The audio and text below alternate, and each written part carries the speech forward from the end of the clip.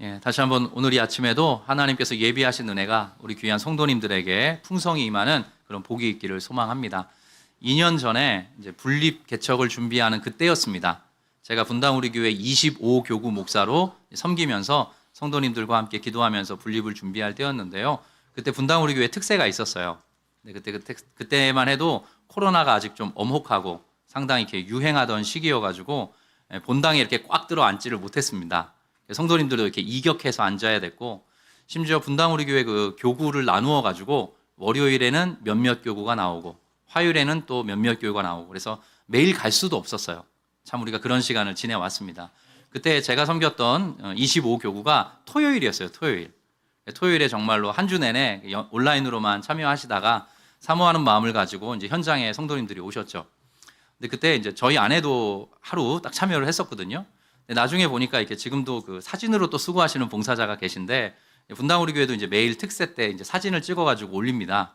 그래서 그날 제가 이제 특세에 올라온 사진을 쭉 보는데 저희 아내 사진이 나온 거예요. 그래서 왜 그런가 봤더니 그 거의 막바지에 들어가면서 이렇게 선택지가 없어서 하필 자리에 안내받아 앉았는데 거기가 소위 사진이 제일 잘 찍히는 그런 자리였던 거예요. 몰랐던 거죠. 근데 그런 자리가 있다고 해요. 근데 거기 앉았는데 나중에 제가 사진을 보고 왠지 마음이 좀 이상해지는 거예요. 보니까 저희 아내가 사진이 딱 나왔는데 제가 오늘 보여드리려다가 말았어요. 왜냐면 오해가 될 수 있으니까. 근데 정말 그 사연 많은 집사님처럼 나온 거예요. 그 좀 이런 말 남편분들 오해하지 마시고, 남편이 속을 많이 썩이는다. 그래서 막 이렇게 막 가슴 아파하면서 막 이렇게 기도하는 모습으로 이렇게 사진이 나왔더라고요. 그래서 제가 뭐 내가 속을 썩여서 그래? 이렇게 물었더니 그런 건 아니고, 기도하다가 이제 어머니, 장모님 생각이 나서 저희 아내가 그렇게 많이 간절하게 하나님께 기도했다고 합니다. 제가 한두 번 말씀드린 것처럼 저희 장모님께서 이제 시각 장애를 앓고 계세요. 교회를 정말 뜨겁게 섬기시는 권사님이셨고, 제 함께 신앙생활했던 고향교회의 주방장이셨는데 이제 원치 않는 시각 장애가 찾아오시면서 그 모든 것들을 좀 내려놓으셨어야 하는 그런 상황이죠. 근데 그럼에도 불구하고, 그러면서 기도했어요. 사실은 하나님께도 이득이고 우리 가정에도 이득인데 하나님이 제발 좀 고쳐달라고 그렇게 기도도 꽤 오래 했습니다. 근데 너무 감사한 거는 저희 장모님께서 그런 와중에서도 정말 기쁘게 걸어가세요. 그게 은혜의 힘이다. 하나님께서 함께 해주시는 분의 정말 그런 분들만이 누리는 은혜의 힘이다. 그렇게 저희도 많이 생각을 하게 되었습니다. 제가 이 얘기로 이렇게 시작을 하는 이유는 저희 아름빛 교회 모든 성도님들도 하나님께 대한 간절함이 있는 분들이십니다. 여러분 아멘이세요? 여러분 하나님 사모하시죠? 하나님의 은혜 없이는 살 수 없다라고 고백하는 분들이시죠? 그런 사모하는 마음으로 이 교회에 함께해 주시고 또 특세에 이렇게 참여해 주셔서 얼마나 감사한지 모르겠습니다. 저는 이렇게 본당에만 이렇게 본당에 있는 성도님들만 뵙는데, 교역자들의 얘기를 들으니까 저 옆에 있는 달빛돌, 지금 아마 화면으로 저를 보실 텐데 달빛돌도 엄청 뜨겁게 기도하신다 그러더라고요. 그러니까 우리 아름빛 교회에 속한 우리 모든 성도님들께서 얼마나 사모하는 마음을 가지고 간절한 마음을 가지고 기대하는 마음을 가지고 이 시간들에 참여하시는지 제가 느껴볼 수 있게 됩니다. 중요한 말씀 한 구절 보겠습니다. 잠언 말씀이죠. 8장입니다. 여러분이 한번 읽어주실까요? 시작. 나를 사랑하는 자들이 나의 사랑을 입으며 나를 간절히 찾는 자가 나를 만날 것이니라. 아멘. 하나님께서 직접 말씀하셨습니다. 사실 이게 지혜의 장이어서 예수 그리스도께서 이렇게 지혜로 의인화되어서 나타나는 그런 대목인데요. 나를 사랑하는 자들이 나의 사랑을 입게 될 것이다. 그리고 나를 간절히 찾는 자가 있느냐? 반드시 나를 만나게 될 것이다. 내가 그런 방식으로 너희와 조우하기를 원한다. 하나님께서 그렇게 당신의 마음을 펼쳐주신 거죠. 예레미야에도 이런 말씀이 이어집니다. 여호와의 말씀이니라. 너희를 향한 나의 생각을 내가 아나니 평안이요 재앙이 아니니라. 너희에게 언제나 미래와 희망을 주고자 하는 것이니라. 하나님이 그런 식으로 복주기를 원하신대요. 평안과 미래와 희망으로. 근데 이런 말씀을 뒤에 붙여놓으셨습니다. 너희가 내게 부르짖으며 내게 와서 기도하면 내가 너희들의 기도를 들을 것이요. 그 다음 같이 읽어볼까요? 시작. 너희가 온 마음으로 나를 구하면 나를 찾을 것이요 나를 만나리라. 네, 이 은혜가 이 아침을 깨운 우리 모든 아름빛 교회 성도님들과 속한 가정에 우리의 자녀들에게 있기를 주의 이름으로 축복합니다. 우리가 온 마음으로 전심으로 주를 찾을 때 하나님께서 우리를 만나주시겠다 말씀하셨고, 하나님께서 우리에게 주고자 하시는 평안과 미래와 희망으로 복 내려주시겠다 그렇게 말씀해 주셨습니다. 하나님은 신실한 분이시니 그 말씀 그대로 일하여 주실 것입니다. 그래서 우리가 세상의 복이 되고 또 세상의 빛이 되기 위해서 우리가 먼저 복되신 또 빛되신 예수님을, 복되신 빛되신 하나님을 뜨겁게 만날 수 있어야 되는 겁니다. 오늘 말씀은 이제 네 번째, 팔복 중에 네 번째인데요. 의에 줄이고 목마른 자는 복이 있다. 의에 줄이고 목마른 자는 복이 있다. 그들이 배부르게 될 것이다. 이렇게 주님이 말씀하셨거든요. 자, 그래서 이 말씀 한 구절을 통해서 또 감춰져 있는 뜻이 무엇인지 우리가 한번 확인해 보면 좋겠습니다. 줄이고 목마르다는 게 도대체 어떤 상태인지, 또 의라는 것은 뭔지, 또 배부르게 된다는 것은 어떤 의미인지 말씀을 통해 한번 확인해 보겠습니다. 저는 학창 시절에 농구를 좋아했습니다. 농구를 좋아했어요. 그래서 제가 중고등학교 때 농구를 거의 먹고 살았어요. 농구로. 네, 농구를 어느 정도였냐면 쉬는 시간이 10분인데 그 쉬는 시간 10분 동안에 농구공을 둥둥둥 튕겨 나가서 그래도 몇 번이든 이렇게 슛을 던져보고 들어올 정도로. 그래서 제가 중학교 1학년 때는 저보다 키가 훨씬 큰 약간 중1 때 아저씨 같이 느껴졌던 그런 친구들이 있었거든요. 근데 제가 중고등부 시절을 지내면서 키가 거의 한 30cm 가까이 컸어요. 그래서 나중엔 제가 이렇게 내려다보게 됐습니다. 근데 제가 그때 키가 중학교, 고등학교를 지나면서 이렇게 커가지고 많이 이제 180이 이렇게 넘게 됐는데 체중은 65kg였어요. 그러니까 이제 키 크는데 에너지를 다 쓰다 보니까 또 농구가 아마 그런 또 키 크는데 또 자극이 되었나 이렇게 생각해 보게 됐는데요. 그때 이제 농구를 그렇게 너무 좋아해가지고 하루에 몇 시간씩 농구하기도 하고 쉬는 시간 10분을 통해서 또 농구하기도 하고 그랬다고 제가 수업 시간에 잔 건 아닙니다. 수업 시간에 또 충실하게 수업을 잘 들었어요. 그런데 그런 거 있죠. 농구할 때 농구를 그렇게 뜨겁게 하고 나서 온몸에 땀이 이렇게 쫙 빠지고 나서 그 친구들하고 나눠 마셨던 음료수, 예, 이 줄이고 목마름에 대해서 설명해 드리려다가 그때 생각이 나더라고요. 그렇게 한 2-3시간 온유월 뙤약볕에 땀을 쫙 흘리고 난 다음에 따라라라라라라 그 음료수 있어요. 그 광고 잘 만든 광고예요. 그 음악이 먼저 이렇게 떠오르는 그 장면도 떠오르고 그 파란색 빛깔의 그 광고가 떠오르는 그 음료수를 이렇게 딱 마시면 마치 이렇게 세상을 다 얻는 것 같은 그 회색 음료가 이제 목구멍을 타고 넘어갈 때 꿀꺽꿀꺽 할 때 그때 완전히 이렇게 살 것 같은 그런 느낌을 받지 않습니까? 저도 이제 그런 경험을 했었어요. 저만 받았군요. 네. 그런 어떤 그 갈증이 이렇게 해소되는 그런 느낌을 우리는 갖고 있습니다. 저는 그런 경험을 했고 아마 여러분들도 그런 경험이 한 번씩 있을 거예요. 근데 여러분 이것입니다. 인간은 갈증을 느끼면 뭔가를 마셔야 돼요. 그리고 인간은 배고픔, 허기를 느끼면 뭔가를 먹어야 합니다. 그게 인간의 기본적인 어떤 성질인데 예수님이 그것과 빗대어서 천국 백성의 삶을 이렇게 일러주신 거예요. 오늘 예수님께서 뭐라고 말씀하셨냐면 의에 줄이고 목마른 자는 복이 있다 이렇게 이야기하셨어요. 의에 줄이고 목마른 자. 근데 이 줄이고 목마르다는 말이 그냥 목이 좀 마르다 혹은 배가 좀 고프다, 시장하다 이런 차원의 것이 아닙니다. 이게 아주 강력한 표현이에요. 매우 강렬한 표현으로 쓰여져 있어요. 줄이고라는 말이 이렇게 되어 있습니다. 의에 줄이고 할 때 줄이고라는 말이 페이나오라고 쓰여 있고요. 그리고 목마르다라고 할 때 그 목마르다는 말이 딥사오라는 말을 써요. 이거는 기억하지 않으셔도 돼요. 근데 이 줄이고 목마르다라는 말이 놀랍게도 예수님께도 해당이 됩니다. 예수님께서 공생의 삶을 사셨을 그 시간 동안에 이러한 장면들이 묘사가 돼요. 예수님이 느끼셨던 줄임, 예수님께서 경험하셨던 이제 목마름 이런 것들이 묘사가 되는데 마태복음 말씀 한번 띄워주실까요? 여기 보면 예수님께서 40일 금식기도 하셨던 내용이 나옵니다. 예수님이 공생애를 사시기 전에 성령께 이끌려 시험을 받으시는 장면이 나와요. 40일 금식기도 하시는 장면인데요. 그때 예수께서 성령에게 이끌려 마귀에게 시험을 받으러 광야로 가십니다. 광야로 가시는데 이렇게 돼요. 40일을 밤낮으로 금식하신 후에 어떻게 하셨다 그래요? 줄이신지라. 이게 오늘 말씀에 나오는 의에 줄이고 목마르다 할 때 그 줄이다는 말입니다. 그러니까 어느 정도로 줄인 거예요? 40일을 금식한 후에 느끼는 그 줄임이에요. 그러니까 굶주림이 어마어마한 거죠. 어마어마한 허기를 지금 느끼고 있다. 그게 의에 줄이고 목마르다라는 말의 그 줄임에 담겨 있는 의미라는 겁니다. 목마름도 그래요. 목마름도 예수님께 대하여 사용되는 장면이 있는데요. 예수님께서 십자가에 달려 죽으시죠. 예수님께서 십자가에 달려 죽으시는데 온몸에 피와 진액이 다 빠져나가십니다. 그죠? 그런 처참한 죽음을 예수님께서 마주하시는데 그때 마지막에 예수님께서 십자가에서 7가지 말씀을 하시거든요. 그 중에 하나가 내가 목마르다입니다. 말씀 한번 띄워주실까요? 요한복음. 그 후에 예수께서 모든 일이 이미 이루어진 줄 아시고 성경을 응하게 하려 하사 이르시되 내가 어떠하다? 목마르다 하시니 이게 바로 의에 줄이고 목마르다 할 때의 목마름이에요. 그러니까 예수님의 그 온 몸에서 피가 다 빠져나갔을 때에 느끼는 어떤 목마름. 네. 그게 바로 딥사오, 의에 줄이고 목마르다 할 때 이 표현입니다. 그러니까 어마어마하게 강렬한 표현이라는 것을 우리가 알 수 있는 거죠. 의에 줄이고 목마르다 할 때 그 줄이다 목마르다가 이걸 조금 더 길게 설명해 드리고 싶어요. 예수님께서 이 땅에 성육신 하셨습니다. 하나님의 아들께서 이 땅 가운데 내려오셨어요. 굳이 그럴 필요가 없으셨는데 예수님께서 이 땅에 찾아오셨습니다. 이유는 우리가 잘 알고 있다시피 저와 여러분을 구원하기 위해서, 저와 여러분을 죄와 사망의 권세에서 건져내시기 위해서 예수님이 오셨어요. 그리고 나서는 길을 내십니다. 그래서 어떤 길이냐면 우리의 죄의 값을 대신 지불하는 십자가라는 길을 통해서 저와 여러분에게 구원을 선물해 주시죠.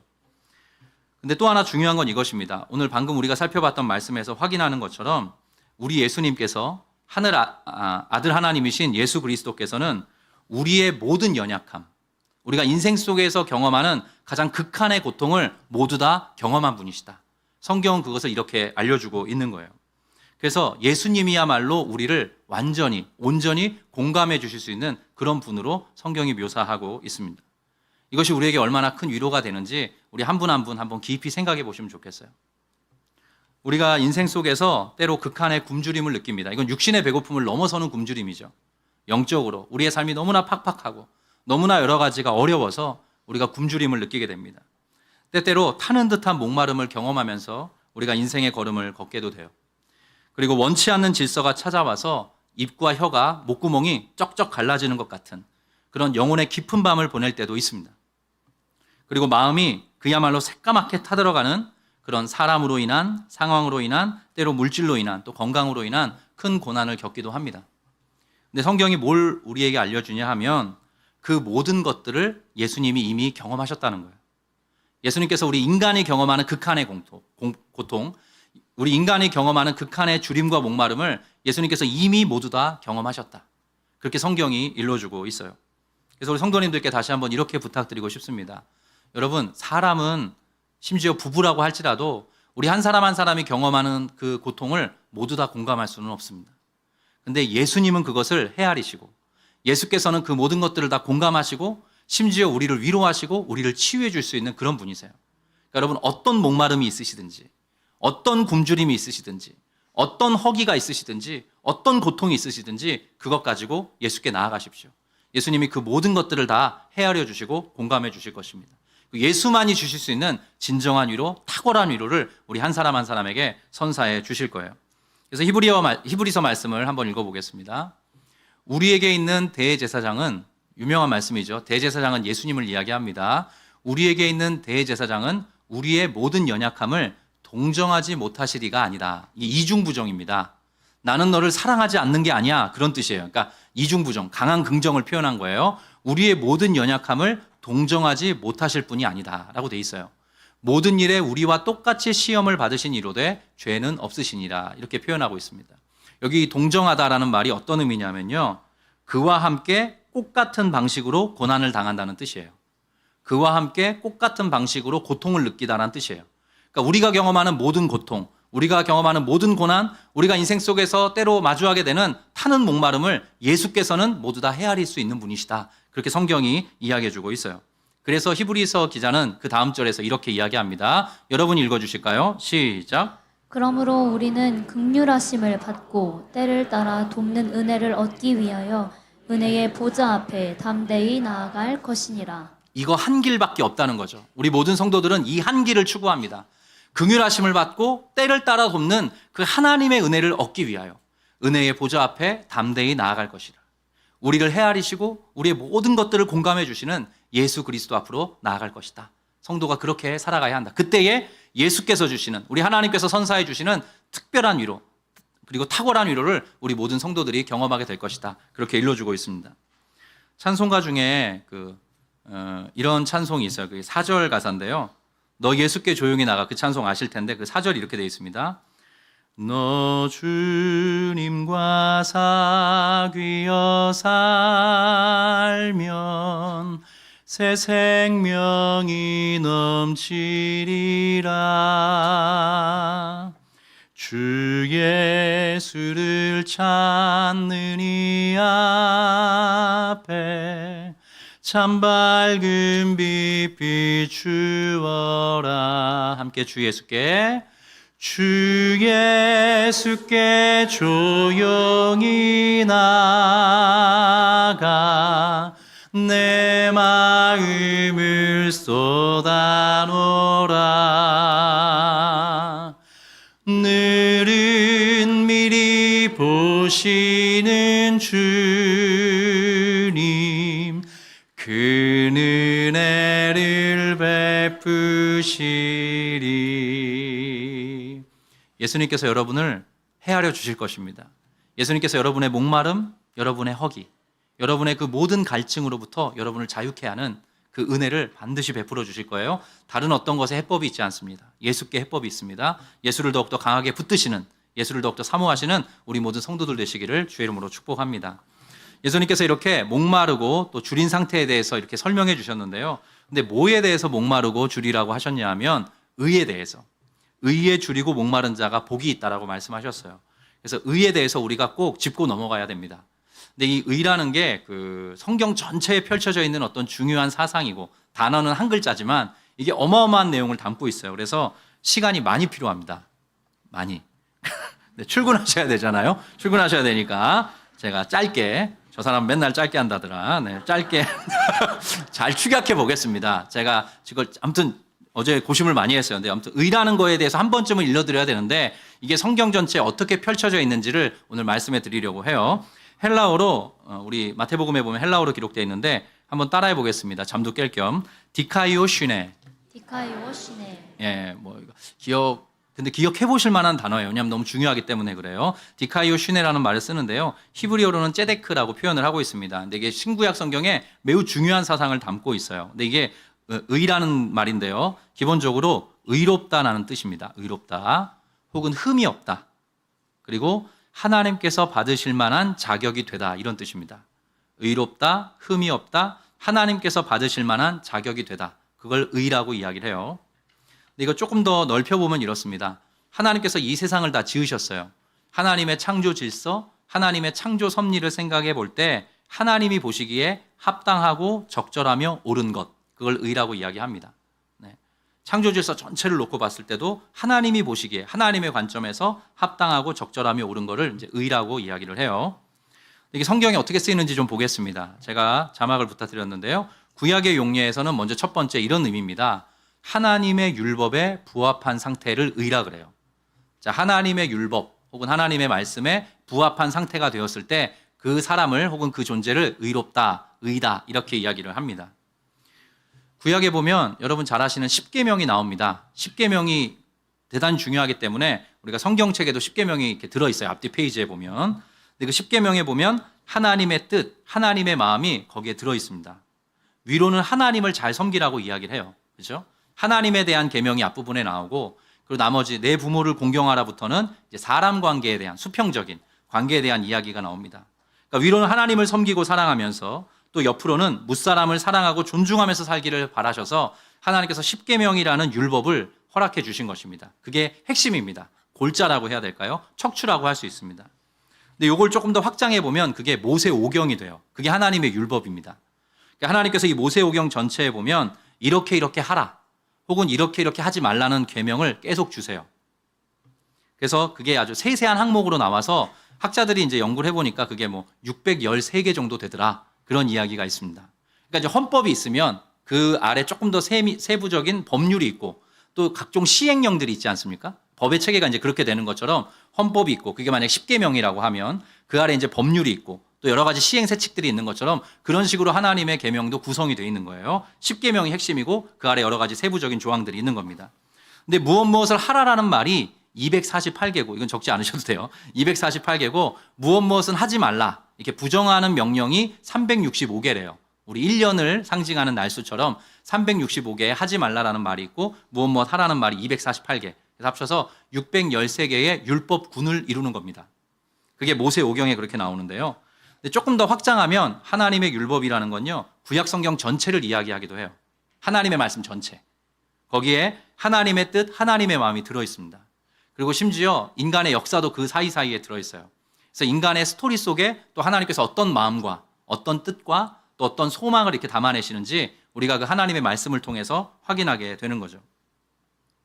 그래서 그 10계명을 통해서 혹은 모세오경의 그 계명들을 통해서 혹은 구약 성경 전체의 그 모든 말씀들을 통해서 하나님의 뜻과 마음에 완전히 부합한 상태가 됐을 때 그걸 의라고 말합니다. 하나님이 뜻하시는 그 상태, 하나님께서 원하시는 그 상태에 도달했을 때 그걸 의라고 이야기를 해요. 그래서 마치 한 사람이 의인이 된다는 것은 기본적으로 이런 뜻입니다. 하나님과 관계를 맺을 때 거침이 없고 하나님 앞에 떳떳할 수 있는 사람, 그런 사람을 이제 의로운 자라고 이야기를 해요. 그게 의입니다. 근데 문제는 이것입니다. 여러분 잘 따라오셨는데요. 문제는 누가 그럴 수 있냐는 거예요. 여러분 한번 잘 생각해 보십시오. 저와 여러분도 하나님을 믿지만 예수 그리스도를 신앙하지만 우리가 하루에도 몇십 번, 몇백 번 마음으로 죄 짓고 때로 입술로 죄 짓고 때로 손과 발로 죄 짓고 때로 눈빛으로 죄 짓고 때로 표정으로 죄 짓고 계속 할까요? 네, 우리가 죄 짓는 방식이 참 다양해요. 하루에도 여러 번 우리가 죄의 유혹에 흔들리게 되고 또 넘어져요. 구약의 백성들도 똑같았습니다. 그래서 그 율법을 통해서는 결국 신약의 말씀에 보면 죄를 깨달습니다. 율법을 통해서 우리가 알게 되는 것은 죄가 무엇이고 죄가 얼마나 강력한지 우리가 깨닫는다는 거예요. 그래서 구약의 백성들은 1차적으로 하나님의 의, 하나님의 말씀 앞에 딱 서게 됐을 때 이런 느낌을 받습니다. 아, 이걸 완벽하게 지킬 수 있는 사람은 없구나. 이걸 지킬래야 지킬 수가 없구나. 그래서 하나님께서 그것을 좀 보완하는 측면에서 뭘 주셨냐면 제사제도를 주신 거예요. 인간이 죽어야 되는데 죽을 수 없으니까 제사제도라는 걸 또 허락해 주신 거죠. 그래서 하나님께서 불쌍히 여겨주시고 하나님께서 긍휼히 여겨주시는 것밖에는 방법이 없구나. 이런 것들을 깨닫는 겁니다. 아무리 제사를 반복적으로 지내고 아무리 하나님의 말씀을 끊임없이 배워도 소용이 없구나. 이 죄성이 도무지 떠나지가 않는구나. 나는 그냥 죄인일 뿐이구나. 이런 것들을 깨닫는 거죠. 그러니까 하나님 앞에 저 의인입니다 라고 나설 수 있는 사람은 아무도 없다는 거예요. 그래서 구약에 보면 그 의를 그래서 채워주는 하나님의 방법이 등장합니다. 두 번째 자막 띄워주실까요? 그래서 구약에서 의가 이렇게 쓰입니다. 하나님의 은혜로 의를 얻는다. 하나님의 은혜로. 하나님의 율법을 다 지켜서 원래 의를 얻어야 되는데 그렇게 못하니까 하나님의 은혜로 의를 얻는데 대표적인 게 용서입니다. 하나님이 불쌍히 여기셔서 용서해 주세요. 그럼 그걸 의라고 이야기합니다. 하나님이 불쌍히 여기셔서 용서해 주실 때 그걸 의라고 이야기를 해요. 대표적인 이 사실을 잘 알았던 사람이 바로 다윗입니다. 다윗. 요즘에 이제 금요기도회를 통해서 우리 성도님들과 함께 특별히 다윗의 시가 이제 시편에 많으니까 다윗의 시를 한 장 한 장 읽어가면서 기도를 합니다. 말씀을 또 한번 확인해 보는데요. 정말 은혜가 많이 돼요. 저도 참 특별한 시간을 보내고 있습니다. 근데 그 시편 다윗의 기록에 보면 우리의 희로애락도 거기에 담겨 있고 또 우리에게 있는 죄와 절망도 거기에 있습니다. 죄 가운데 절망할 수밖에 없는 인간의 형편이 거기에 들어있어요. 근데 놀랍게도 그것으로 끝이 아니라 우리의 모든 죄를, 우리의 모든 연약과 부족과 허물을 덮으시는 하나님의 끊임없는 사랑과 자비가 드러나고 있어요. 그래서 우리를 용서해 주시는 하나님의 사랑이 거기에 끊임없이 담겨 있고 다윗은 그걸 알았기 때문에 하나님께 감사하다고, 하나님 나를 불쌍히 여겨달라고, 하나님 나를 긍휼히 여겨달라고 그렇게 고백하면서 하나님의 용서를 구하는 그런 기도를 많이 올렸습니다. 대표적인 말씀이 시편 32편 말씀입니다. 여러분이 한번 읽어주시겠습니까? 시작. 허물의 사함을 받고 자신의 죄가 가려진 자는 복이 있도다. 이게 의라는 겁니다. 율법으로 완전하게 살아서 의가 아니라 허물의 사함을 받는답니다. 자신의 죄가 하나님으로부터 가려진 자, 용서받은 자는 복이 있다. 그게 의다. 그래서 하나님께 나아갈 수 있고 하나님과 관계 맺을 수 있다. 그걸 의라고 이야기한다는 거죠. 그래서 4절에 이렇게 그 다음 절에 이렇게 5절에서 이야기합니다. 시편 32편 5절 그 맥락에서 제가 한 절 더 읽어드릴게요. 내가 이르기를 내 허물을 여호와께 자복하리라 하고 주께 내 죄를 아뢰고 내 죄악을 숨기지 아니하였더니 곧 주께서 내 죄악을 어떻게 하셨다? 사하셨나이다. 하나님의 용서를 통한 의죠. 율법을 완벽하게 지켜서 의로워지는 게 아니라 하나님의 용서를 통해서 의를 얻는 것입니다. 그래서 하나님께 나아갈 수 있는 거예요. 그걸 성경은 의라고 이야기합니다. 그래서 하나님의 은혜, 하나님의 자비, 하나님의 긍휼을 의지해서 용서를 구할 수밖에 없는 죄인이구나. 우리가. 그래서 우리가 율법을 말씀을 지켜서 의롭게 될 수가 없고 다만 하나님의 한량없는 은혜를 바라볼 도리 외에는 없구나. 이걸 깨닫는 거죠. 그래서 하나님께 나아가는 겁니다. 용서를 구하는 거죠. 근데 우리가 구약의 스토리를 알고 있습니다. 하나님께서 그런 자들을 용서해 주십니다. 언제나 용서해 주셨어요. 이스라엘 백성들이 우상 숭배하다가 돌아오면 하나님이 또 용서해 주세요. 또 기회를 주세요. 그게 사사기에 반복되죠. 이스라엘 역사 속에서 반복됩니다. 근데 이스라엘 역사를 끝까지 쭉 밀고 가보면 어떻게 되냐면 보십시오. 하나님은 또 용서하시고 또 용서하시고 또 용서하시고 또 용서하시는데 놀랍게도 이스라엘 백성이 지쳐버립니다. 이스라엘 백성이 어떻게 하냐면 그냥 살자. 이렇게 타협을 해버려요. 그래서 그냥 우상 숭배하는 삶을 포기하지 않고 하나님을 버려버립니다. 그게 이스라엘 백성의 실패의 역사예요. 하나님을 버리고 하나님을 떠나버려요. 그래서 우상과 함께 그냥 살아버려요. 그러니까 이게 조금 적절할지 모르겠는데 여러분 우리가 하나님께 나아가서 용서를 구하는데 그러다 보면 어느 순간 타협하게 돼요. 타협하면 이제 더 이상 하나님 앞에 회개도 안 하는 상태에 떨어지게도 돼요. 그게 아주 고통스러운 상황입니다. 그러니까 이스라엘 백성들이 그러한 면모를 보이고 심지어 아예 하나님을 버려버려요. 하나님을 떠나버립니다. 인간의 실패가 구약 성경을 통해서 드러나죠. 하나님은 용서하시는 분이신데 오히려 인간이 그걸 포기해버립니다. 근데 이제 인간은 하나님을 포기했어요. 하나님의 낯을 완전히 떠나버렸는데 그래서 이스라엘 나라가 멸망해버리죠. 근데 하나님의 입장에서는 이게 이야기가 다른 거예요. 하나님은 하나님의 백성, 하나님의 자녀를 포기할 수 있어요, 없어요? 포기할 수가 없는 거예요. 하나님의 그 사랑은 계속 흘러가는 거예요. 이 어마어마한 강물이 끊이지 않고 계속 흘러가듯이 하나님의 사랑이 도도히 흘러갑니다. 그래서 이스라엘 백성이 나를 버린 것처럼 나도 쟤네를 버려버리면 마음이 편하겠는데 하나님은 도무지 그렇게 끊어낼래야 끊어낼 수가 없는 거예요. 하나님의 사랑이. 그래서 호세아서를 통해서 특별히 하나님의 그 불타오르는 사랑을 나타내 주십니다. 돌아오라고 이야기를 하세요. 호세아서 말씀 한번 띄워주실까요? 이렇게 이야기합니다. 이게 하나님의 마음이에요. 그런 이스라엘 백성을 향한. 에브라임이여 내가 어찌 너를 놓겠느냐. 이스라엘이여 내가 어찌 너를 버리겠느냐. 하나님이 그렇게 탄식하시는 거예요.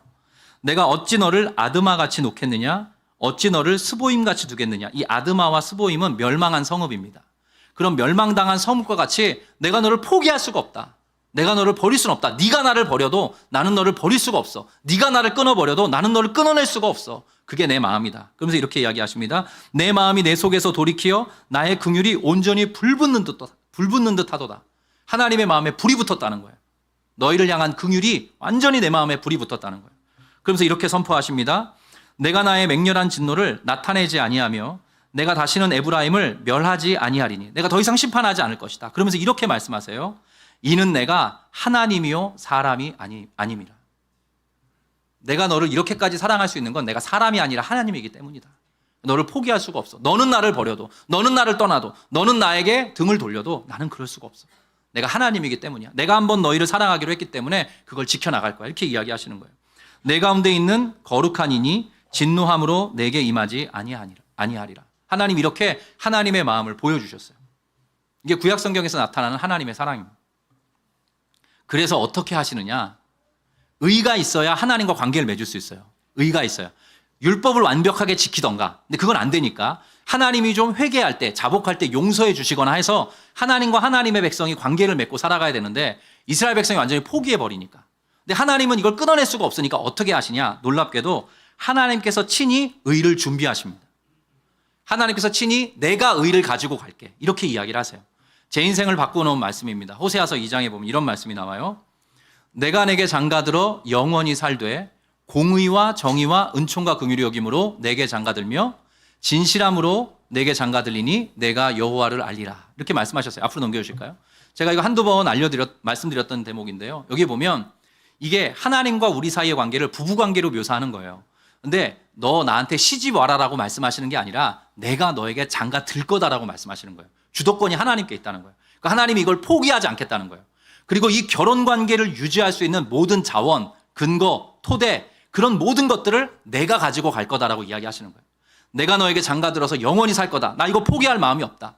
그리고 이 결혼 관계를 유지하는 의로움 그거 내가 가지고 갈 거다. 이 결혼 관계를 유지하는 사랑, 은총과 긍휼을 내가 가지고 갈 거다. 그래서 이 결혼 관계를 끝까지 유지해 갈 거다. 지속해 갈 거다. 하나님 말씀하세요. 그리고 심지어 그것을 진실하게 끝까지 신실하게 유지해 갈 거다. 그 끝에 네가 여호와가 누군지, 네 남편 여호와, 너를 이토록 사랑하는 여호와가 누군지 네가 알게 될 거다. 하나님이 그렇게 말씀하십니다.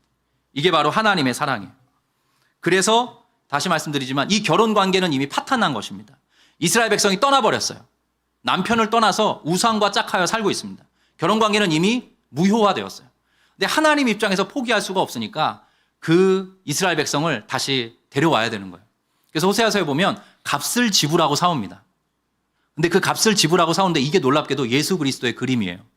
예수 그리스도께서 십자가에서 우리의 죄값을 지불하시고 하나님께서 우리를 사오시는 것입니다. 그런 장면으로 연출이 되고 있는 거예요. 그래서 하나님께서 보내시는 거죠. 예수 그리스도를. 그래서 이 땅 가운데 오신 분이 바로 모든 율법의 의를 이루시고 그 의를 믿는 자들에게 나누어 주시는 예수 그리스도입니다. 그래서 제가 이렇게 세 번째로 정리해 드릴게요. 신약의 용례는 이렇게 됩니다. 예수님의 십자가와 부활을 통해 복음적 의를 얻음. 그걸 의라고 이야기하는 거예요. 예수 그리스도의 십자가와 부활. 하나님이 직접 마련하시는 의입니다. 예수님을 통해서 우리에게 주어지는 의죠. 예수님의 십자가와 부활을 통해서 우리에게 복음의 은혜를 베풀어 주세요. 그걸 의라고 이야기하는 거예요. 성경에서는. 이게 잘 정리된 말씀이 로마서 3장입니다. 띄워주실까요? 그래서 이런 이야기가 나오는 겁니다. 사도 바울의 글에. 이제는 율법 외에 하나님의 한 의가 나타났으니, 그래서 의라고 하는 거예요. 하나님의 의가 나타났으니 율법과 선지자들에게 증거를 받은 것이라. 곧 예수 그리스도를 믿음으로 말미암아 모든 믿는 자에게 미치는 하나님의 의니 차별이 없느니라. 그 다음 절, 모든 사람이 죄를 범하였음에 하나님의 영광에 이르지 못하더니, 그게 구약 이스라엘 백성 모든 인간들의 형편이라는 거예요. 근데 하나님이 친히 의를 준비하십니다. 그 다음 절 여러분이 한번 읽어주세요. 그리스도 시작. 그리스도 예수 안에 있는 속량으로 말미암아 하나님의 은혜로 값없이 의롭다 하심을 얻은 자 되었느니라. 여러분 아멘이십니까? 그게 의입니다. 이게 이 성경 전체의 스토리를 제가 압축해서 여러분들에게 말씀드린 거예요. 하나님께서 의를 직접 준비하시는데 어떻게 준비하시냐? 예수 그리스도를 걸고 예수 그리스도를 십자가에 달려 죽게 하심으로 저와 여러분에게 의를 주시는 거예요. 이게 하나님의 복음이고 하나님의 끊을 수 없는 사랑으로 성경에 나타나고 있습니다. 그래서 예수님이 말씀하시는 거예요. 의에 줄이고 목마른 자는 복이 있다. 그들이 배부를 것이다. 이것이 바로 저와 여러분에게 주어진 의입니다. 예수 그리스도를 믿음으로 예수 그리스도 한 분만을 소망함으로 그분만을 붙듦으로 거듭난 성도 안에는 자연스럽게 이 은혜에 대한 목마름과 굶주림이 생겨난다는 거예요. 아, 하나님 외에는 소망이 없다. 그리스도 외에는 기대가 없다. 내 인생의 이 모든 죄악의 문제를 해결할 유일한 존재가 바로 예수 그리스도 그분 한 분이시구나. 하나님이 놀라운 사랑으로 그리스도 안에서 우리를 향한 의를 나타내 보여주셨구나. 이걸 사모하는 거죠. 그걸 의에 줄이고 목마른 자들이다라고 지금 이야기를 합니다. 내가 예수 그리스도 안에서 나의 죄짐을 벗고 하나님 아버지께 나아갈 수 있게 되었다. 이게 얼마나 큰 은혜인가. 이것을 마음속에 잘 간직하면서 살아가는 사람. 그 사람에 대해서 의에 줄이고 목마른 사람이라고 일컬어주고 계십니다. 얼마나 놀라운 은혜이고 얼마나 감격스러운 이야기인지, 그를 통해서 우리가 얼마나 큰 자유와 기쁨을 경험하는지, 우리 성도의 마음속에 그것이 한가득 있는 상태가 바로 의에 줄이고 목마른 상태라고 이야기하는 거죠. 그래서 의에 줄이고 목마르다는 건 그래서 이런 것입니다. 바로 그 은혜를 주시는, 그 사랑을 주시는, 그 용서를 주시는, 그 회복을 주시는, 그 소성을 주시는, 그 행복을 주시는, 그 평안을 주시는, 그 기쁨을 주시는 예수님을 향해 줄이고 목마른 상태. 그게 바로 의에 줄이고 목마르다. 예수 외에는 도무지 소망이 없다. 이것을 강렬하게 붙드는 사람. 그 사람이 바로 의에 줄이고 목마른 사람이라고 이야기합니다. 또 하나 이것입니다. 그거에 대한 반대 개념도 있어요. 우리도 예수를 붙들고 살아가지만 때때로 또 넘어집니다. 이스라엘 백성들처럼 또 쓰러져요. 그래서 우리가 예수님을 만나고 살아가더라도 그 은혜를 입고 그 의를 얻더라도 이 세상에서 살아가는 동안에 우리는 완벽히 거룩해질 수는 없어요. 완벽하게 의인이 될 수는 없습니다. 그래서 마음속에 그런 목마름이 또 있는 거예요. 내가 이미 이러이러한 어마어마한 은혜를 경험했는데 하나님 저는 또 이렇게밖에 못 삽니다. 하나님 제가 더 바르게 살아가고 싶습니다. 하나님 제가 더 신실하게 살아가고 싶습니다. 하나님의 이 한량없는 한결같은 사랑에 부합하는 그런 존재로 좀 복되게 살아가 보고 싶습니다. 이러한 갈증이 있는 사람, 그러한 갈망이 있는 사람에 대해서 의에 줄이고 목마르다라고 이야기를 하는 거죠. 하나님 내가 더 신실하게 살아가지 못해서 죄송하고 송구합니다. 하나님 부끄럽습니다. 하나님 그래서 제가 줄이고 목이 마릅니다. 제가 정말로 하나님께서 원하시는 그런 방식으로 아름답게 살아갈 수 있기를 원합니다. 하나님은 나에게 은혜를 베풀어 주십시오. 그런 고백을 쏟아내는 사람, 의에 줄이고 목마른 자들이다. 이야기하는 것이죠. 그러한 마음의 중심을 가지고 하나님께 나아갈 때 놀랍게도 예수님께서 약속하시는 겁니다. 반드시 배부르게 될 것이다. 그들의 그 심령이, 그들의 그 영혼의 간절한 열망이 반드시 채워지게 될 것이다. 내가 그렇게 할 것이다. 그래서 그들은 행복한 사람들이다. 그렇게 이야기해주고 계십니다. 우리 아름빛교회 모든 성도님들, 또 심지어 우리 한국교회 모든 성도님들 철저히 예수를 향한 이 목마름을 회복하시기를 주의 이름으로 축복합니다. 여러분, 한국이 여러 가지로 부유해졌습니다. 예수 그리스도 말고도 우리가 붙들고 즐기고 누릴 수 있는 게 참 많이 있어요. 근데 이 목마름을 회복해야 됩니다. 이 타는 목마름을 가지고 주님 앞에 나아갈 때 하나님께서 그 모든 것들을 아우르셔서 하나님의 풍요와 하나님의 자비와 하나님의 긍휼과 하나님의 아름다우심을 나타내 보여주실 거예요. 결국 예수를 얻으라는 말이죠. 예수를 품고 예수를 사모하고 예수를 붙들고 예수의 은혜만을 소망으로 삼으며 그걸 마음의 굵은 기둥으로 가지고 걸어가라. 그렇게 지금 요구하고 계신 겁니다. 그래서 이 모든 것들을 아셔서 예수님께서 요한복음 6장에 친히 이렇게 약속해 주셨습니다. 띄워주실까요? 같이 읽어봅니다. 시작. 예수께서 이르시되 나는 생명의 떡이니 내게 오는 자는 결코 줄이지 아니할 터이요 나를 믿는 자는 영원히 목마르지 아니하리라. 여러분 아멘이십니까? 이 예수님을 여러분의 것으로 삼으시기 바랍니다. 여러분의 마음에 모셔드리시고 예수를 통한 그 굶주림의 해결, 예수를 통한 목마림의 해결을 여러분이 꼭 경험하시기를 주의 이름으로 축복합니다. 이게 오병이어의 말씀에서 나오는 이야기거든요. 오병이어의 기적을 일으키신 다음에 예수님께서 풀어서 설명해 주시는 대목입니다. 근데 여러분이 잘 아시는 것처럼 오병이어 사건이 놀랍게도 잔디밭에서 푸른 초장에서 그 기적이 펼쳐집니다. 자연스럽게 떠올리게 되는 거예요. 이스라엘 백성들은 다 압니다. 시편 23편은. 여호와는 나의 목자시니 내게 부족함이 없으리로다. 그가 나를 푸른 초장 쉴 만한 물가로 늘 인도해 주시는도다. 푸른 초장에서 우리를 먹여주시는, 쉴 만한 물가에서 우리의 목마름을 해결해 주시는 그 영원한 목자 되신 예수 그리스도를 이 오병이어 사건을 통해서 경험하게 되는 거죠. 그래서 예수님께서 친히 이렇게 말씀해 주신 겁니다. 그래서 이거를 마지막으로 진짜 마지막. 이거 습관이 되는데 큰일 났네요. 네. 마지막으로 요거를 확장해 보면 이렇습니다. 집중해 주세요. 어제 우리 제자 훈련생 형제들이 이렇게 특송하셨잖아요. 근데 요쪽이 제가 이제 들어와서 저쪽에서 이제 특송할 때 보거든요. 이렇게 같이 은혜를 나누는데 요쪽에 앉아 계신 어떤 여성도님이 특송하시는 형제님들을 보면서 우시는 거예요. 눈물을 흘리시더라고. 물론 그 전에서부터 하나님이 은혜를 주셨고 하나님께서 무언가 마음을 어루만져 주셨기 때문에 그렇게 눈물을 흘리셨겠죠. 근데 왠지 그런 마음 드는 거 있죠. 그 성도뿐만 아니라 어제 이제 특송하시는 그 제자훈련 우리 형제님들을 보면서 이 중에 혹시 내 남편, 내 아들, 내 자녀를 떠올리시는 분도 계시겠구나. 그런 생각을 해보게 됐습니다.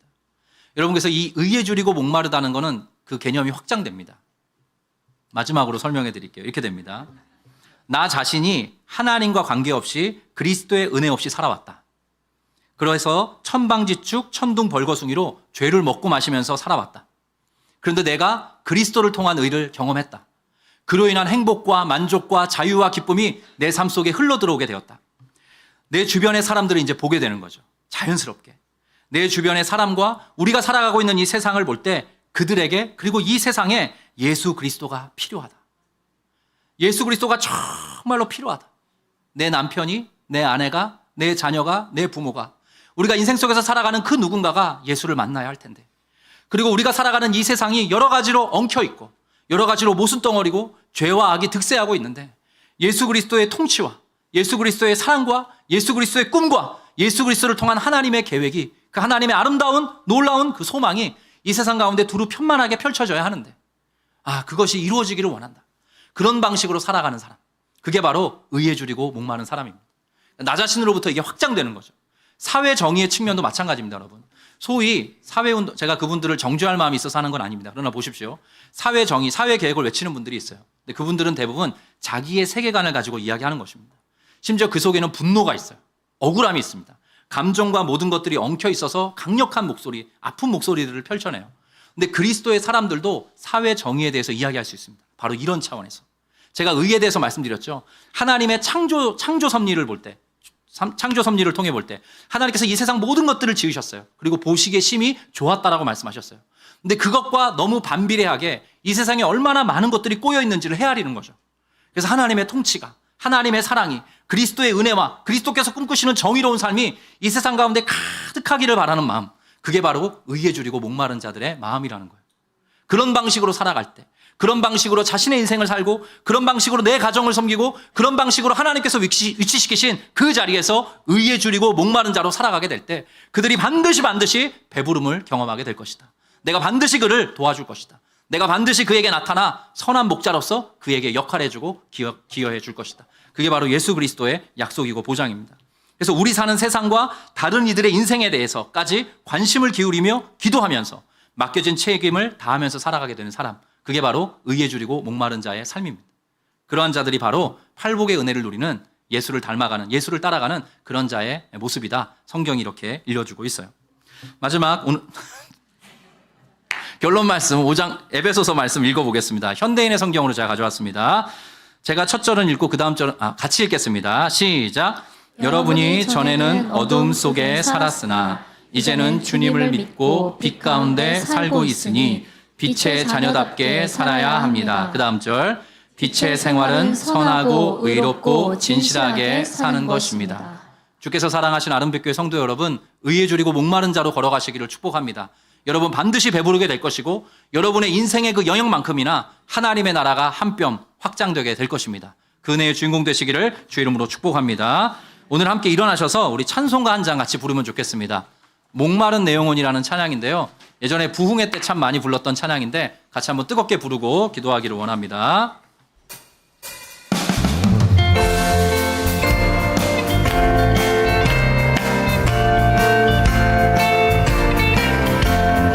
마른 내 영혼 주가 이미 허락한 그 귀한 영생수 주여 갈망합니다. 그 약속 따라서 일서 간구하오니 주여 내 기도 어서 들어주소서. 예수의 사랑 예수의 사랑 바다 물결같이 내게 임하니 영광의 물결에 온전히 쌓여서 내 영혼의 기쁨 한량 없도다.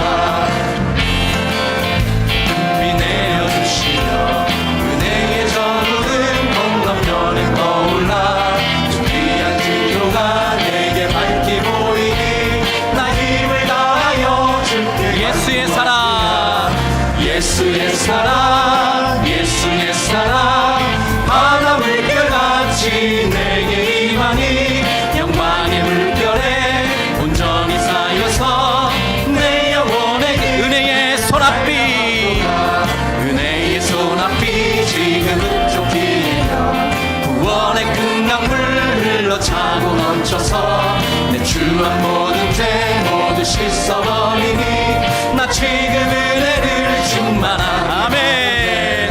예수의 사랑 예수의 사랑 바다 물결같이 내게 임하니 영광의 물결에 온전히 쌓여서 내 영혼의 기쁨 그 차고 넘치는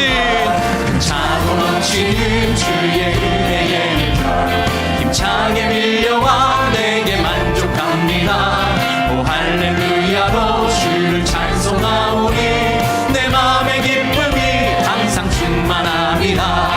예수의 사랑 예수의 사랑 바다 물결같이 내게 임하니 영광의 물결에 온전히 쌓여서 내 영혼의 1절 다시 한번 고백합니다. 목마른 내 영혼 주가 이미 허락한 그 귀한 영생수 주여 갈망합니다. 그 약속 따라서 일서 간구하오니 오 주여 내 기도 어서 아멘. 예수의 사랑 예수의 사랑 바다 물결같이 내게 임하니 영광의 물결에 온전히 쌓여서 내 영혼의 기쁨 3절 은혜의 손앞이 은혜의 손앞이 지금 쫓기는 구원의 큰 강물 흘러 차고 넘쳐서 내 주한 모든 죄 모두 씻어버리니 나 지금 은혜를 충만 아멘. 예수의 사랑 예수의 사랑 예수의 사랑 바다 물결같이 내게 임하니 영광의 물결에 온전히 쌓여서 내 영혼의 기쁨 그 차고 넘치는 주의 은혜 힘차게 밀려와 내게 만족을 줍니다. 오 할렐루야로 주를 찬송하오니 내 마음의 기쁨이 항상 충만한 아멘. 예수의 사랑 예수의 사랑 바다 물결같이 내게 임하니 영광의 물결에 온전히 쌓여서 내 영혼 예수의 사랑 예수의 사랑 바다 물결같이 내게 임하니 영광의 물결에 온전히 쌓여서 내 영혼의 기쁨 한량없도다. 예수의 사랑 예수의 사랑 예수의 사랑 바다 물결같이 내게 임하니 영광의 물결에 온전히 쌓여서 내 영혼의 길 의에 줄이고 목이 마릅니다. 의에 줄이고 목이 마르니 성령의 기름 부으소서. 의에 줄이고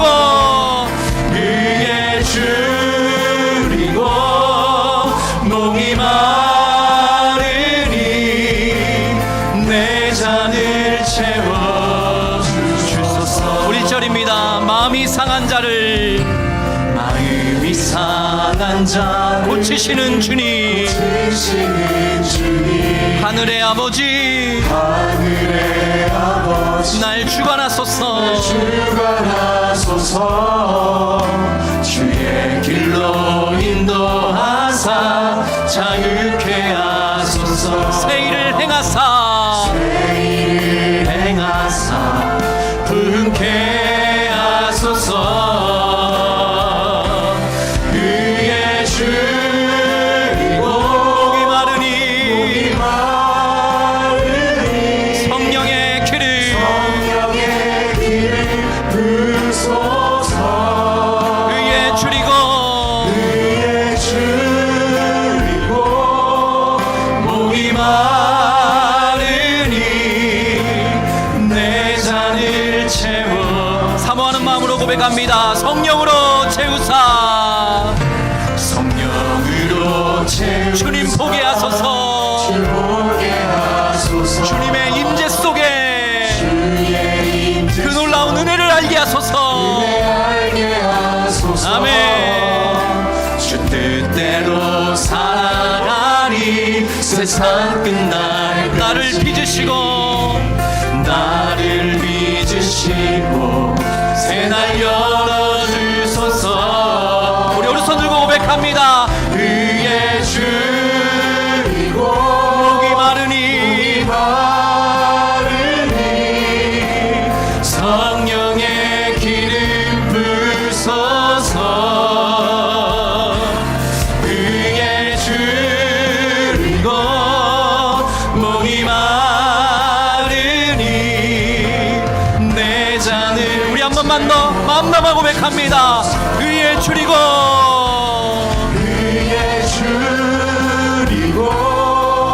목이 마르니 성령의 기름 부으소서.